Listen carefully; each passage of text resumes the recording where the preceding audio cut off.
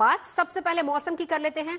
उत्तर भारत के पहाड़ी राज्यों में, जिसमें जम्मू कश्मीर और हिमाचल प्रदेश के बाद अब उत्तराखंड में भी बर्फबारी का दौर शुरू हो चुका है और इस बर्फबारी के चलते एक तरफ पर्यटन कारोबार से जुड़े लोग खुश हैं, वहीं दूसरी तरफ इस बर्फबारी ने मैदानी राज्यों में भी ठंड बढ़ा दी है।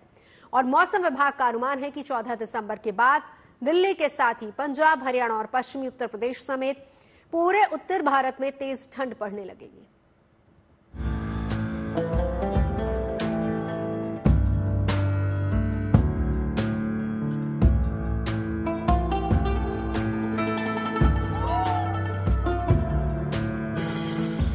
दिसंबर का दूसरा हफ्ता शुरू होते ही ठंड ने अपने तेवर दिखाने शुरू कर दिए हैं।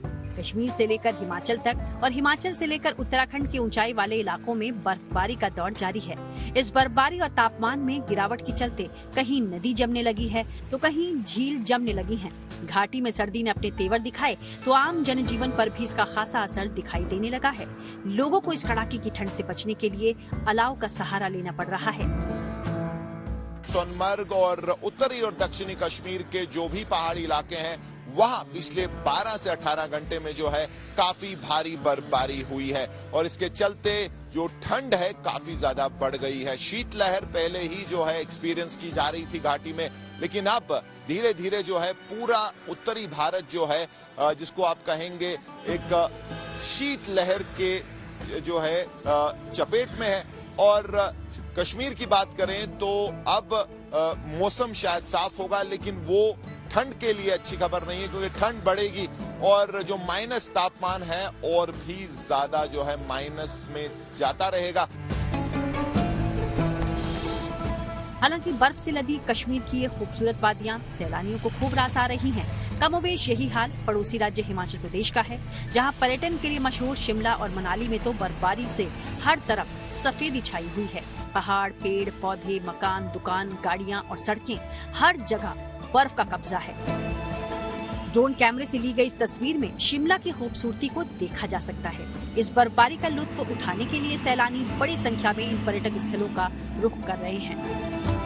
हम लोग नोएडा से कल ही आए हैं और काफी टाइम से हम लोग प्लान कर रहे थे नोएडा से यहाँ मनाली आने का, लेकिन यही हो रहा था कि बर्फ अभी तक पड़ नहीं रही थी। लेकिन जैसे ही कल हम आए तो सिसु में एकदम बर्फबारी स्टार्ट हो गई और हमें काफी अच्छा लगा। बहुत अच्छा मौसम हुआ हुआ है। हम लोग बहुत लकी ठहरे जो आज यहाँ पे इस सीजन का फर्स्ट स्नोफॉल एंजॉय करने मिल रहा है। आज फर्स्ट डे है स्नोफॉल का और हम बहुत एक्साइटेड है, बहुत अच्छा लग रहा है। बचपन से देखा है स्नोफॉल, सिर्फ फोटोज और पिक्चरों में देखा है, लाइव नहीं देखा था। लेकिन जो अमेजिंग था नजारा रात में स्नोफॉल होते हुए देखना रूम से, बहुत बढ़िया। अभी तो स्नो एंजॉय कर रहा हूँ। मनाली में कुदरत की ये कारीगरी देख इन पर्यटकों के चेहरे भले ही खुशी के साथ खिल उठे हैं, लेकिन लाहौल में बीती रात बर्फबारी की चपेट में 250 गाड़ियां आ गईं। फिसलन बढ़ने से इन गाड़ियों का चलना मुश्किल हो गया। सूचना मिलते ही हिमाचल पुलिस फौरन एक्शन में आई और उसने इन 250 गाड़ियों में सवार करीब 450 लोगों को निकालकर सुरक्षित जगहों पर पहुंचाया। सबसे पहले जो हमारी जिस्पा टीम जो अस्थायी चौकी है हमारी, वहाँ पर जो है 10 गाड़ियाँ रेस्क्यू की गई, लगभग 40 लोग वहाँ पर रेस्क्यू किए गए। उसके बाद हमारी केलोंग टीम थाना से, जिसकी अध्यक्षता में SHO खुद ही कर रहा था, तो हमारी टीम में 7 आदमी थे और QRT टीम थी, PWD वाले थे। तो जो केलोंग से लेकर हमने यहाँ अभी जो हम सिसु पहुँचे यहाँ तक लगभग 150 गाड़ियाँ निकाल दी है। बर्फबारी पहले हल्की हल्की स्टार्ट हुई, फिर उसने थोड़ा अपना रुख बदल के थोड़ा ज्यादा हो गई, तो इसमें थोड़े यहाँ पे हम फंसे भी क्योंकि थोड़ी गाड़ियाँ भी स्किट हो रही थी यहाँ पे। तो पुलिस टीम ने यहाँ में काफी रेस्क्यू किया और यहाँ से निकालने में हमारी मदद की। हिमाचल के मौसम विभाग का कहना है कि आने वाले दिनों में बर्फबारी के साथ कहीं बारिश, कहीं कोहरा तो कहीं शीतलहर देखने को मिल सकती है। देखिए, फोरकास्ट की बात करें तो आज 9 तारीख को जो हमारे जो मध्यवर्ती क्षेत्र हैं, जैसे हमारा शिमला है, मंडी है, कुल्लू है, कांगड़ा है, तो यहाँ पे 1-2 स्थानों में हल्की बारिश हो सकती है। और जो ऊपरी क्षेत्र हाई रीचेज जैसे लाहौल स्पीति की नौर है, यहाँ पे हल्की बर्फबारी हो सकती है। फिर कल 10 तारीख से पूरे प्रदेश में मौसम साफ रहेगा और देखिए 15 तारीख तक पूरे प्रदेश में मौसम साफ रहने की संभावना है। और अलर्ट के तौर पर देखिए जो हमारे जो क्षेत्र हैं, बिलासपुर के जो हमारे बागड़ा बांध के आसपास के क्षेत्र हैं और मंडी जो सुंदरनगर बेल्ट है, यहाँ पे सुबह के समय में डेंस फॉग हो सकती है, तो इसके लिए 10 और 11 दिसंबर के लिए डेंस फॉग का अलर्ट जारी किया। साथ में जो हमारे क्षेत्र हैं, ऊना है, कांगड़ा के जो हमारे पठानकोट के आसपास जो पंजाब के एडजॉइनिंग क्षेत्र हैं, हमारा इवन जो चंडीगढ़ के आसपास क्षेत्र हैं, सोलन के, यहाँ पे सुबह के समय में कोल्ड वेव कंडीशन बन सकती है। जम्मू कश्मीर और हिमाचल के बाद आखिरकार देवभूमि उत्तराखंड के भी ऊंचाई वाले इलाकों में सीजन की पहली बर्फबारी शुरू हो चुकी है।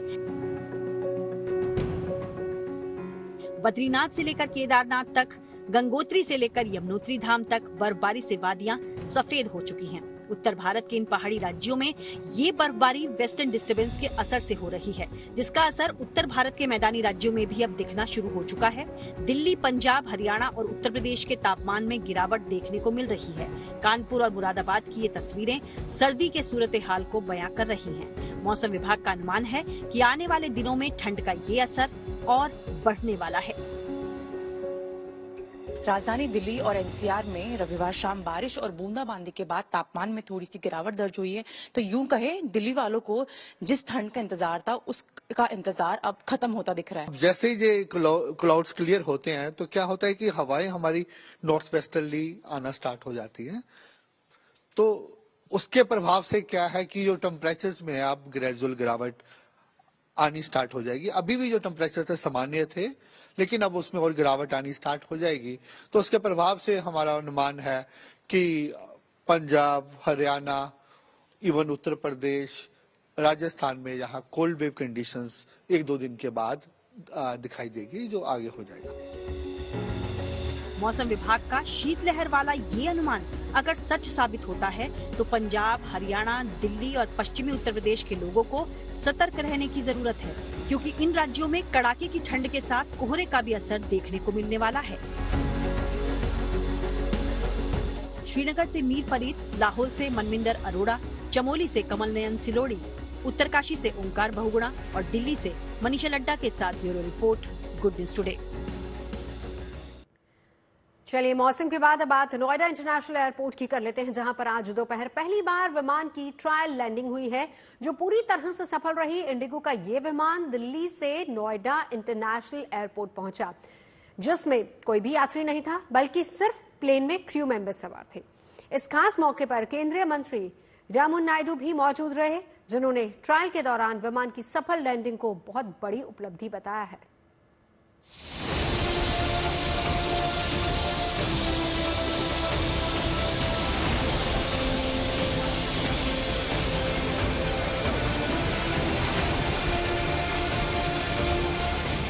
नोएडा इंटरनेशनल एयरपोर्ट के रनवे पर जैसे ही इंडिगो एयरलाइंस का ये विमान लैंड हुआ, वहां मौजूद लोग उत्साह से भर उठे।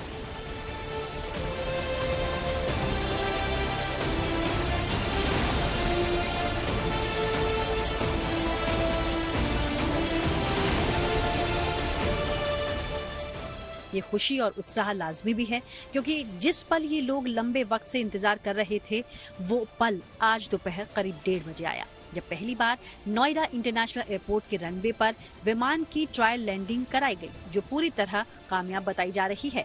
इसी सफलता की खुशी में विमान को वाटर कैनन सैल्यूट दिया गया।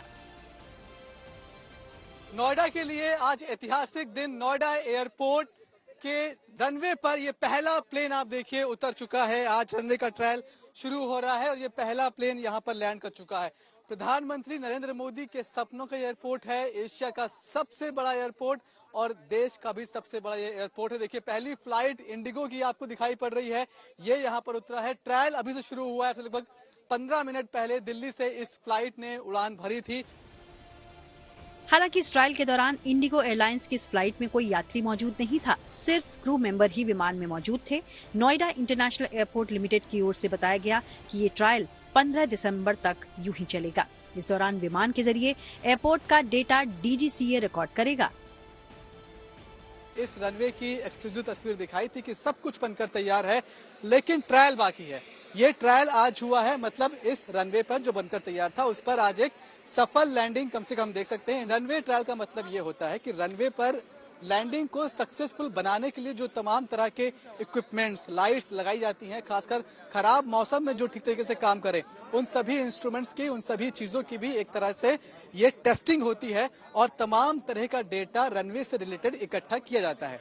अब ये डेटा डीजीसीए को भेजा जाएगा, डीजीसीए उस डेटा को एनालिसिस करेगा और उसके बाद ये तय होगा कि यहाँ पर परमिशन फ्लाइट्स की दी जाए या फिर नहीं। 2021 में प्रधानमंत्री नरेंद्र मोदी ने यूपी के जेवर में नोएडा इंटरनेशनल एयरपोर्ट की आधारशिला रखी थी, जिसका करीब 85% काम पूरा हो चुका है। इस हवाई अड्डे का निर्माण दिल्ली के इंदिरा गांधी अंतर्राष्ट्रीय हवाई अड्डे पर भीड़भाड़ को कम करने और एनसीआर में बढ़ती हवाई यातायात की मांग को पूरा करने के लिए किया जा रहा है।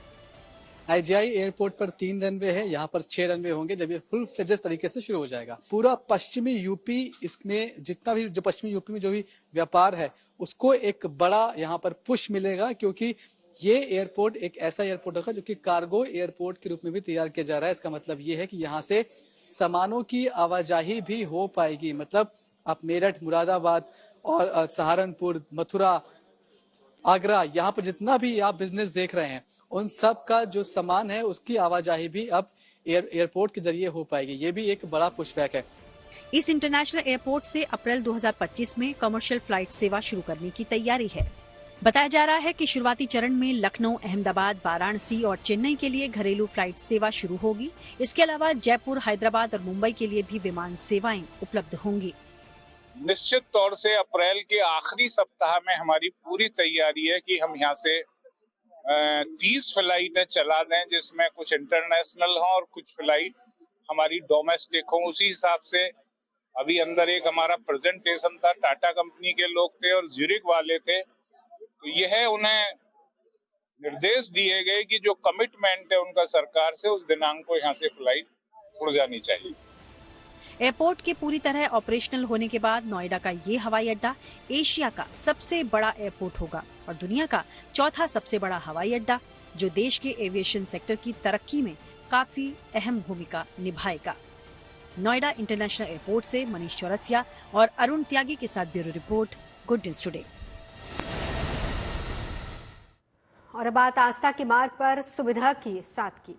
कुंभ में जाने वाले देशी विदेशी सैलानियों और श्रद्धालुओं की सेहत बनाए रखने के लिए मेला क्षेत्र में 100 बेड वाला एक अस्पताल तैयार हो चुका है, जिसमें 10 बेड का आईसीयू वार्ड भी शामिल है, जो सेना के डॉक्टर्स की तरफ से संचालित होगा।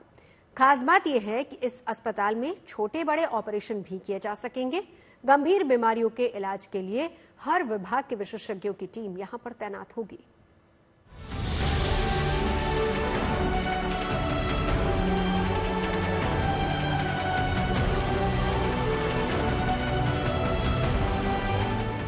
तेरह जनवरी को पौष पूर्णिमा के स्नान से महाकुंभ शुरू होने जा रहा है। आस्था के सबसे बड़े मार्ग पर स्वास्थ्य हर हाल में साथ दे, इसके लिए स्वास्थ्य सुविधाओं को विकसित करने पर भी पूरा जोर दिया जा रहा है। उन्हीं प्रयासों का नतीजा है कि मेला क्षेत्र में ही जिला स्तर की मेडिकल फैसिलिटी पूरी तरह से तैयार हो गई है। सबसे खास बात ये है कि 100 बेड वाले केंद्रीय चिकित्सालय में 10 बेड आईसीयू के हैं, जिस पर एडमिट होने वाले मरीजों की देखरेख और इलाज प्रयागराज कैंटोनमेंट बोर्ड अस्पताल के डॉक्टर्स करेंगे। कुंभ मेला में जो ये हॉस्पिटल बना है, सेंट्रल हॉस्पिटल 100 बेड का हॉस्पिटल है। खास बात इस बार इस मेले में है कि जो हमारे 10 बेड आईसीयू है वो आर्मी के द्वारा चलाई जा रही है, कैंटोनमेंट इलाहाबाद आर्मी द्वारा, जो मेदांता हॉस्पिटल से कनेक्ट है, जो टेलीमेडिसिन के द्वारा ये काम करेगी। ये सनातन परंपरा के सबसे बड़े समागम महाकुंभ में आने वाले श्रद्धालुओं की देखभाल के लिए बेहद हाईटेक इंतजाम किए गए हैं। इसमें सटीक इलाज के लिए AI यानी आर्टिफिशियल इंटेलिजेंस का समागम भी शामिल है। आईसीयू वार्ड में AI इनेबल्ड कैमरा भी इंस्टॉल कर दिए गए हैं, जो प्रयागराज से बाहर मौजूद विशेषज्ञों से टेलीमेडिसिन यानी डिजिटल सलाह लेने में मदद करेंगे। इसके अलावा देश और विदेश से आने वाले श्रद्धालुओं की बोली जाने वाली भाषा को समझने के लिए या लैंग्वेज ट्रांसलेटर डिवाइस लगाया गया है, जो 22 रीजनल और 19 इंटरनेशनल लैंग्वेजेस का हिंदी या फिर अंग्रेजी में अनुवाद कर देगा। जिससे डॉक्टर्स और मरीज के बीच भाषाई आधार पर किसी भी तरह का गैप नहीं रहेगा। इससे सटीक बीमारी का सही इलाज भी हो पाएगा। इसमें खास व्यवस्था है कि इसमें सीसीटीवी लगा हुआ है। कैमरा जो इस तरह का कैमरा है कि मरीज को किसी तरह की कोई दिक्कत होती है तो जो हमारे हर कॉर्नर पे कैमरा लगा हुआ है वो तुरंत कैच करेगा, और जिस कैमरे से कैच करेगा वहाँ मॉनिटर लगा हुआ, मॉनिटर में दिखाई देगा। जैसे मॉनिटर में वो ब्लिंकिंग होने लगेगा तुरंत डॉक्टर वहाँ पे पहुँच जाएंगे, क्या दिक्कत है वो तुरंत उनको देख लेंगे।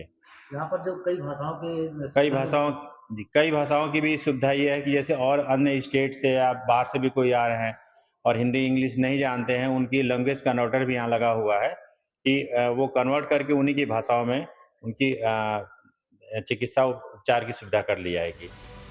किसी आम अस्पताल की तरह किसी भी विभाग की तहत छोटे बड़े ऑपरेशन भी किए जा सकते हैं। हड्डी रोग, स्त्री एवं प्रसूति रोग, नाक कान गले से जुड़ी समस्या भी दूर हो जाएंगी। लगभग सभी स्पेशलिटी के ट्रीटमेंट उपलब्ध हैं, उनके डॉक्टर्स रहेंगे यहाँ पे, और मेल फीमेल वार्ड की सुविधा है, चिल्ड्रन वार्ड की सुविधा है, सभी तरह की छोटी और बड़ी सर्जरीज की भी सुविधा यहाँ पे उपलब्ध रहेगी। इसके अलावा हमारे पास अगर कुछ बर्न पेशेंट आते हैं उनका तो जो प्राइमरी ट्रीटमेंट होता है उसको करके हम मेडिकल कॉलेज भी रेफर कर सकते हैं। उसके लिए हमने अलग से प्रावधान किया हुआ है। 3 बेड की एज ए कैजुअलिटी रखी हुई है हमने अभी, जिसको बाद में हम 5 बेड तक भी बढ़ा सकते हैं अगर जरूरत पड़ती है तो। इसके अलावा हमारा पैथोलॉजी की सुविधाएं हैं जो लगभग सभी डिस्ट्रिक्ट हॉस्पिटल्स में अवेलेबल होती हैं, वो सारी की सारी सुविधाएं हम यहाँ पे उपलब्ध कराने वाले हैं। सिर्फ स्वास्थ्य ही नहीं, प्रयागराज तक आने और जाने के सफर और अनुभव को बेहतर बनाने की कोशिश भी जारी है। महाकुंभ को देखते हुए रेलवे की तरफ से यात्री सुविधा के लिए 5,000 करोड़ रुपए खर्च किए गए हैं, जिसकी वजह से नए प्लेटफॉर्म, नए फुटओवर ब्रिज, यात्रियों के इंतजार के लिए नए होल्डिंग एरिया के अलावा गंगा नदी पर 100 साल बाद एक पुल भी तैयार हो गया है। रविवार को प्रयागराज स्टेशन पर कुंभ की तैयारियों का जायजा लेने पहुंचे रेल मंत्री ने खुद इसकी जानकारी दी। इस महाकुंभ की तैयारी के लिए रेलवे की तरफ से करीब 2 साल में 5,000 करोड़ रुपए के काम इस पूरे एरिया में किए गए हैं। 48 नए प्लेटफॉर्म्स बने हैं, 21 फुट ओवर ब्रिज बने हैं, 23 परमानेंट होल्डिंग एरिया बने हैं, 554 टिकटिंग अरेंजमेंट बने हैं, 21 फ्लाईओवर और अंडरपास बने हैं इस एरिया में अपने। और जो स्टेशंस हैं उनमें बनारस प्रयागराज की डबलिंग हुई है, गंगा जी पे नया ब्रिज बना है, वो ब्रिज भी अभी मैं देख के आया हूँ। माननीय प्रधानमंत्री जी, माननीय मुख्यमंत्री जी बहुत जल्दी आके उसका अनावरण करेंगे ब्रिज का। गंगा जी पे 100 साल के बाद में यह नया ब्रिज बना है। एक अनुमान के मुताबिक इस बार कुंभ में करीब 40 से 45 करोड़ लोग आ सकते हैं, जिसमें ज्यादातर श्रद्धालु प्रयागराज तक पहुंचने के लिए रेल का ही इस्तेमाल करेंगे। इतनी बड़ी संख्या में आने वाले श्रद्धालुओं को देखते हुए महाकुंभ के लिए 13,000 ट्रेनों की व्यवस्था की जा रही है। 3,000 स्पेशल ट्रेन्स चलेंगी महाकुंभ के पीरियड में। टोटल 13,000 गाड़ियां चलेंगी, रेगुलर प्लस स्पेशल मिला के 13,000 गाड़ियां चलेंगी। 13 दिसंबर को प्रधानमंत्री नरेंद्र मोदी प्रयागराज पहुंच सकते हैं। आस्था अध्यात्म से जुड़े महाकुंभ का आरंभ अगले साल जनवरी में होने जा रहा है। सनातन संस्कृति और धार्मिक इतिहास से जुड़ा ये उत्सव 45 दिन तक चलता है। करीब 2 महीने के अंदर शुरू होने जा रहे महाकुंभ की शुरुआत 13 जनवरी को पौष पूर्णिमा के स्नान पर्व से होगी और समापन 26 फरवरी को महाशिवरात्रि पर होगा। हरिद्वार में गंगा के तट पर और नासिक में गोदावरी के तट पर कुंभ आयोजन किया जाता है। 12 साल पर प्रयागराज में गंगा, यमुना और सरस्वती के संगम पर महाकुंभ का आयोजन होता है। इस मौके पर भव्य मेले का भी आयोजन किया जाता है, जिसमें बड़ी संख्या में पूरे देश से तीर्थ यात्री आते हैं। इतनी बड़ी संख्या में आने वाले श्रद्धालुओं की संख्या को देखते हुए मेला क्षेत्र भी इस बार 4,000 हेक्टेयर से ज्यादा क्षेत्रफल में फैला होगा। ऐसे में घाटों, अखाड़ों और यहाँ तक कि मंडपों को बेहतर तरीके से समाहित करने के लिए ज्यादा से ज्यादा जगह की जरूरत पड़ेगी, ताकि महाकुंभ में आने वाले श्रद्धालुओं को न सिर्फ आध्यात्मिक आनंद मिले, बल्कि उनका प्रवास भी आसान और सुविधाजनक हो। प्रयागराज से संवाददाता पंकज श्रीवास्तव के साथ bureau report, good news today. और चलते चलते अब आपको नौसेना से जुड़ी एक अच्छी खबर दिखाते हैं। आज भारतीय नौसेना के बेड़े की ताकत में एक और युद्धपोत जुड़ गया है। ये युद्धपोत है INS तुशल, जिसका कमीशन रूस में रक्षा मंत्री राजनाथ सिंह की मौजूदगी में हुआ है। INS तुशल एक multi role stealth guided missile frigate है और इस खास मौके पर रक्षा मंत्री राजनाथ सिंह ने INS तुशल को भारत की बढ़ती समुद्री ताकत का गौरवपूर्ण प्रणाम बताया जा रहा है कि तकनीक के मामले में भी ये पिछले वर्जन से काफी अपग्रेडेड है। INS तुशल अपनी इस सीरीज का 7वां युद्धपोत है जो कि इलेक्ट्रॉनिक वॉरफेयर सिस्टम से लैस है, जो जंग के हालात में दुश्मनों को चारों खाने चित्त करने का मादा रखता है। जानकारी के मुताबिक ये युद्धपोत एक बार ईंधन से लैस होने के बाद 30 दिन तक 180 नौसैनिकों के साथ चलने की क्षमता रखता है। यही वजह है कि समुद्र में इसकी तैनाती से भारत को रक्षा कवर की तरह सुरक्षा मिलेगी।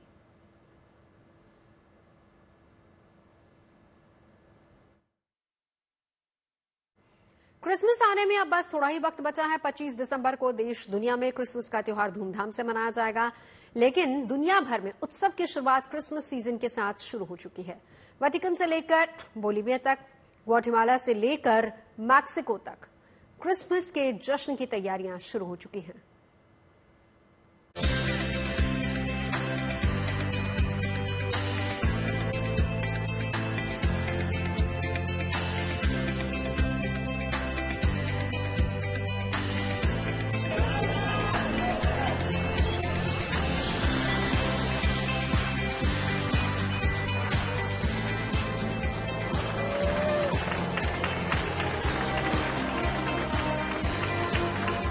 यूं तो पूरी दुनिया में इस वक्त क्रिसमस का खुमार है, लेकिन वेटिकन सिटी की तो बात ही अलग है।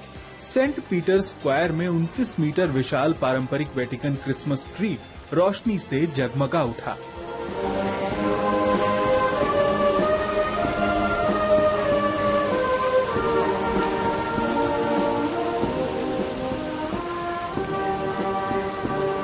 इसके साथ ही इस साल के जन्म दृश्य यानी नेटिविटी सीन का भी अनावरण हुआ।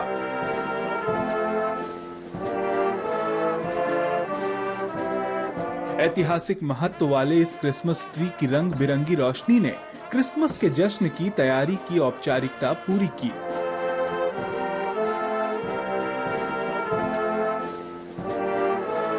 क्रिसमस ट्री और नेटिविटी सीन क्रिसमस सीजन के अंत यानी 12 जनवरी 2025 तक यूं ही बने रहेंगे।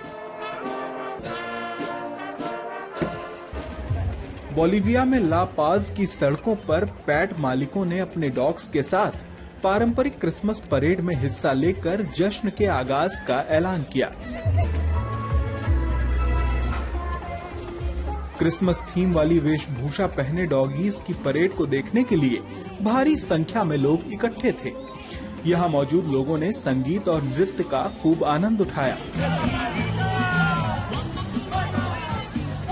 वहीं बच्चों के प्यारे सेंटा भी परेड में नन्हे मुन्नों के साथ मस्ती के मूड में दिखे।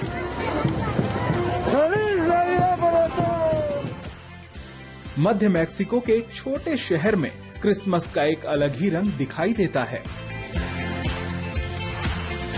जहां स्थानीय लोग सुंदर पारंपरिक कांच से बने खूबसूरत आभूषण बनाते हैं। यहाँ के लोग इन आभूषणों को बनाने का काम 1960 के दशक से करते आ रहे हैं। हाथ से बने इन आभूषणों की डिमांड पूरे मैक्सिको में रहती है।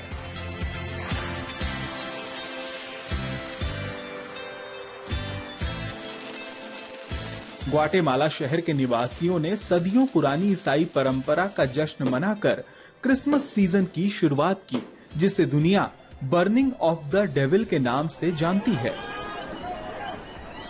यहाँ पवित्र दिन से पहले शुद्धिकरण के प्रतीक के रूप में शैतान के पुतलों के साथ साथ घरेलू कबाड़ को जलाने की परंपरा है।